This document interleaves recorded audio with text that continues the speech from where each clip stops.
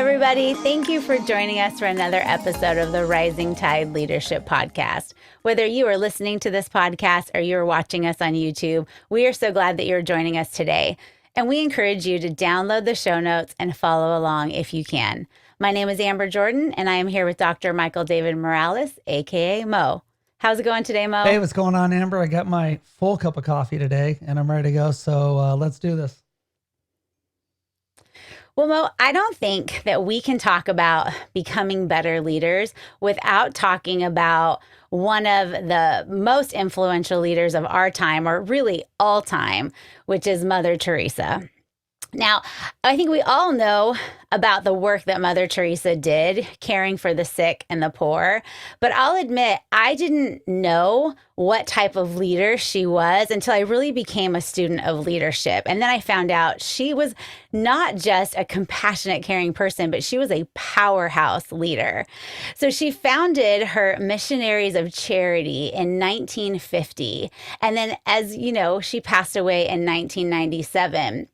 But in an interview done in 2012 with one of her key leaders, we realized that by that time, there was over 4,500 nuns working for this organization in 133 countries. That's 15 years after she had passed away. And I was thinking about, how is it that somebody who had a philosophy of caring for people, of just, care for one person at a time, how is it that they grow such a huge organization? And in this interview with her leader, she said these three things about Mother Teresa's leadership style. She said she played an active role in the orientation of every new team member. And she made every effort to get to know the person's strengths and their needs. And then she was always focused on others. And that one person at a time, that focusing on one person at a time philosophy actually helped her grow an incredible organization which had global impact. And so that's what we're going to talk about today, is that the fact that leaders are multipliers. And we're going to cover three things today on how leaders can do that. So why don't you tell us, what is the first action that leaders can take? Yeah, I'd love to. And I remember when Mother Teresa passed away, because I just started college, and she was such a powerhouse that, it was like, wow, what a great leader. And what you just said about her really does, you could really just read a book on Mother Teresa. You wouldn't even have to listen to anything, but we're glad you're here. So, but she really was about other people. And like you said, she was about one person at a time. And so with that segue, I wanted to talk about the first thing today, which is this: leaders listen to others. And talk about somebody who listened to others, Mother Teresa, right? What a great lead-in for that. And so anyone who's sat down with me long enough and has been doing stuff with me has heard me say about leadership that you never want to be the smartest person in the room. I always hear people talking about that on TV, and it doesn't matter, whether it's politicians or sports people or business people or whatever, but they're always talking about the smartest person in the room. And the way that I see it, it doesn't matter how smart you are. If you don't have people around you as a leader to get the job done, you're not going to be able to get the job done, because the goal should be bigger than you. And so if you want to be a great leader out there, and if you want to be as smart as you can be, which we always want to do, right? You need to surround yourself with people who can understand your vision. Now, that's what's going to set you up for team success. But for your people to understand your vision, you first have to help them know that you understand them, and you need to understand the people that you're working with. There's a great quote by Stanley, and it says this: leaders who don't listen are eventually going to be surrounded by people who have nothing to say. And leaders, you don't want to be that person, because if you want to be a great leader, you have to help people take your lead. What do you mean by help people take your lead? Yeah, well, people need to know where you're going, and people need to know that they're on a team that is actually going to get something done. And so the first thing that I look for in others, for instance, is, what can I do to bring what can I do to bring the best out in others? Which it's easy for most of us, including myself, to know that there's a couple of things that we need most. Some people are a jack of all trades, right? And they're a master of none. Well, I, as a leader, choose to be a master of maybe one or two things, but surround myself with people who can do the rest. So I guess the first question is for our leaders today is, what are you good at? And what do you need to give away to everybody else? Because leaders, we talk about solving problems all the time. That's what we do, right? But the real question is, can you keep your mouth shut long enough to help other people bring out their ideas? Because I can tell you this, most people out there, not most, but a lot of people, maybe sometimes even in the majority, don't feel like their ideas are being heard because they're not being listened to. And that's not just a knock on whatever company you're in out there, but a lot of companies, right? Because everybody is trying to have a voice. Everybody wants to be smart. Everybody wants to be the person who brings something good. And so I know that you probably think, leaders, that you're a great listener and you look at people in the eyes as much and as long as you can. But I would say that if you took a secret poll of people at work that you lead and asked them on that sheet of paper, and they were transparent, and you were to ask, does this person listen? You would probably be shocked to know that you probably don't listen as well as you think you do. Well, what does somebody do about that? Like, if I'm not a good listener and nobody's telling me I'm not listening, how do I fix that? Like, how do you fix a problem you don't know exists? Yeah, I remember growing up. I learned this early on before I even knew, and I think my mom was a great leader in my life, and she used to say this, and you've all heard this from someone. This isn't her quote, but she would say, "Look, you have two ears and one mouth. Use them accordingly." and I'm not just talking about just being quiet for quiet's sake and just wait for your turn to talk, because how many times have you met somebody and forgot their name before the end of the conversation? I remember sometimes I'm listening to somebody and I have that blank stare and I'm thinking, oh man, I totally forgot this person's name. Well, that's because back then I didn't really work on the skill of listening and hearing somebody. And it's not just enough to just look and wait, but you really need to listen and hear. You see, there's a difference between listening to somebody and actually hearing what they say. Yeah, I've heard it said, you should listen to Mm, hear, don't listen to yes. respond.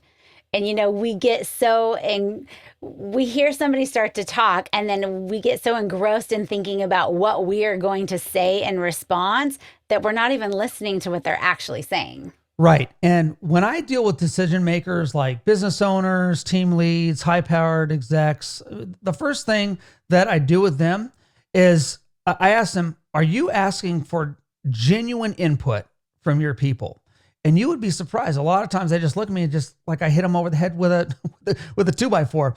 And then I'll ask them, when's the last time that you got a really good idea from somebody on your team and followed through on it? And again, a lot of times it's just blank stares, because you have to remember that the one reason that you're the leader is because people have chosen to follow you. Otherwise, you're what I like to call a glorified manager. And if you want people to follow you, you need to believe that you can understand them. And your people need to also believe the same thing, that they can be understood by you, because they don't care how smart you are. And they especially don't care about how smart you think you are, right? And so let me drive home the point by saying this, because each person that you come into contact with is so complex and there's so much going on in their lives. Just remember that what they really want to feel, as Sigmund Freud once said, is to be appreciated. And you can't appreciate somebody if you're not listening to them, if you're not hearing them. Your job as a leader is to do more than just listen. It's to hear what your people are saying, not filter it through what you want to hear, because you need to get your ego out of the way and you need to actually start listening and hearing people more and better. Yeah, my family has kind of coined the term the amber spin because I can take the word somebody actually says, and I do filter it through what I think they actually meant to say, and then I respond to that. And I'm not proud of it, but I am finally aware of it and trying to work on it. But it really is an ego Right, issue. really. And Amber, well, okay, give me an example of the Amber spin. What's something that your family maybe has told you to be completely vulnerable and transparent on the spot, of course. Tell me about the Amber spin. Well, now I can't speak for all women, but ladies, if you're out there, I think we can be honest and admit this is a special skill that we have.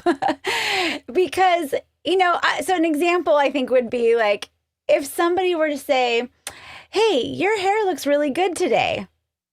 What that means is your hair looks really good today. Right. What I decide it means is every other day my hair looks terrible. then I'm upset. And so it's ridiculous, but it's that Right. kind of thing. It's that spin. Instead of listening for what they actually Right. say, it's deciding what they meant Yeah, to that say. makes sense. So, Mo, what is the second action that leaders need to take to be multipliers? Yeah, the second thing that leaders need to do if they want to be multipliers is this. Leaders lift others up. I mean, after you listen to your people, you really need to take that next step and you really need to lift them up. There's a great quote by Harvey Firestone, and it says this: "The growth and development of people is the highest calling of leadership." Leaders, are you living by that calling? The growth and development that you really need to be giving to your people, because nothing is more important than developing your people. And as Firestone said, that is the calling of leadership. Do you feel called to be a leader? Do you feel like this is kind of what you need to be doing? Because if you do, you're not, you need to be in the business of lifting people up. And if you're not lifting people up, then I have news for you. You really need to go back to the drawing board.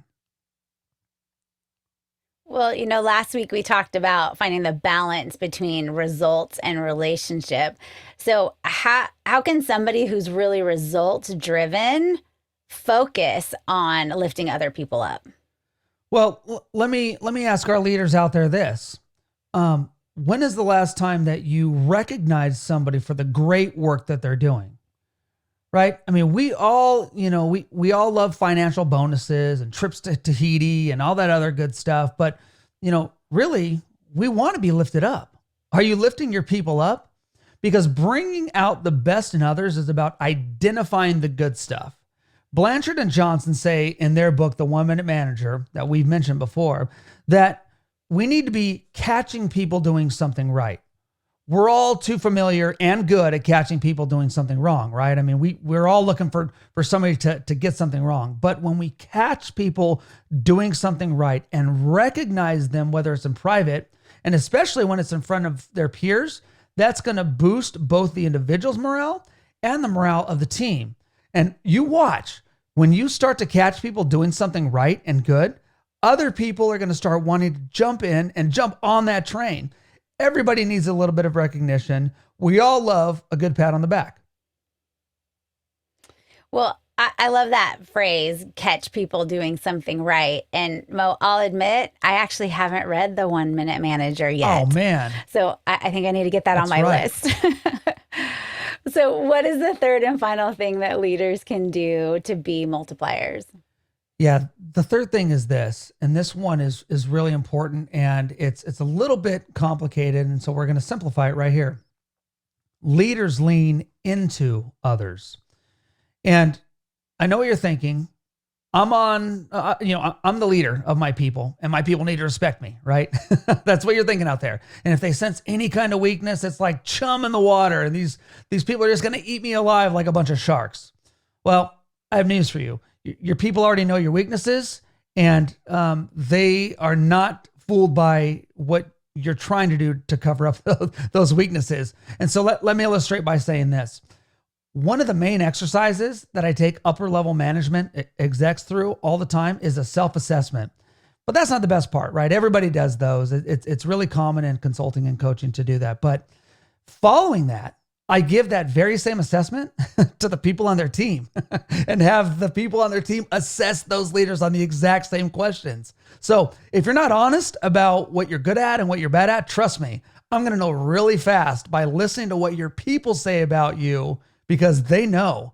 They talk about you at the water cooler or the coffee machine or on the Slack channels.